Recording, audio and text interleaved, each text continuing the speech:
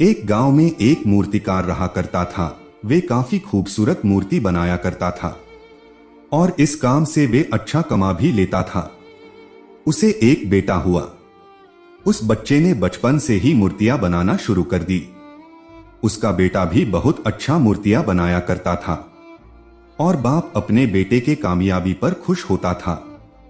लेकिन हर बार बाप अपने बेटे के बनाए मूर्तियों पर कोई न कोई कमियां निकाल दिया करता था। उसका बाप कहता था, बहुत अच्छा मूर्ति बनाया है, लेकिन अगली बार इस कमी को दूर करने की कोशिश करना। बेटा भी कोई शिकायत नहीं करता था।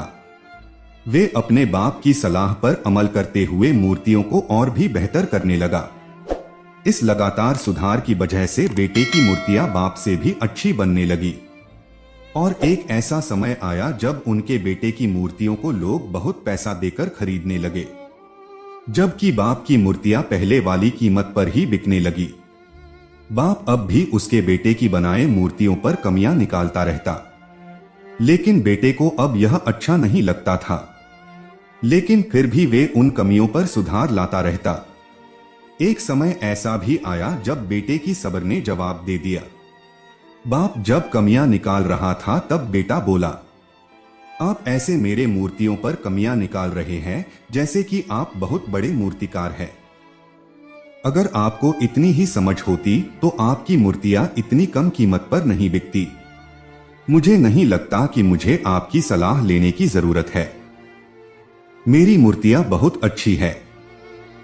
बाप ने जब बेटे की यह बातें सुनी तो उसने बेटे को सलाह देना और उसके मूर्तियों पर कमी निकालना बंद कर दिया। कुछ महीनों तक बेटा खुश रहा। फिर उसने यह ध्यान दिया कि लोग अब उसके मूर्तियों की इतनी तारीफ नहीं करते जितनी पहले किया करते थे। उसके मूर्तियों का दाम बढ़ना भी कम हो गया। शुरू में तो बेटे को कुछ भी समझ नहीं आया, लेकिन फिर वे अपने बाप के पास गया और अपने बाप को समस्या के बारे में बताया। बाप ने बेटे को बहुत शांति से समझाया, जैसे कि उसे पहले से ही पता था कि एक दिन ऐसा भी समय आएगा।